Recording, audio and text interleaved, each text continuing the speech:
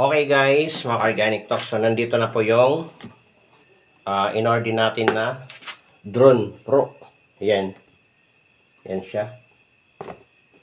Ito na yung drone na in-order natin, yung drone Pro 9. So ayan.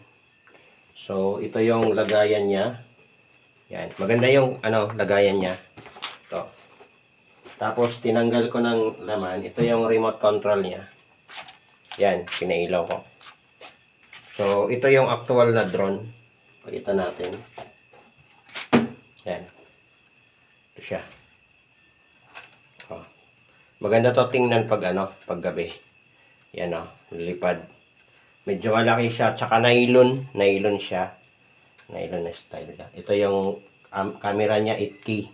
8K yung camera niya, ibig sabihin malinaw to. Yung una ko lang, nasa 750 yata yun.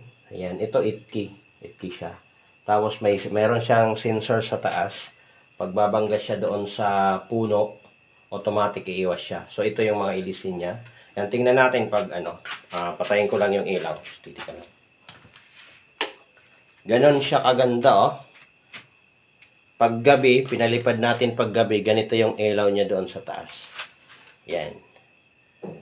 Yan. Pero ang problema dito guys, aralin ko pa to kung paano ko to paliparin. Kasi medyo kakaiba to sa una kong ginamit. Ayan. So, thank you for watching. Bye-bye.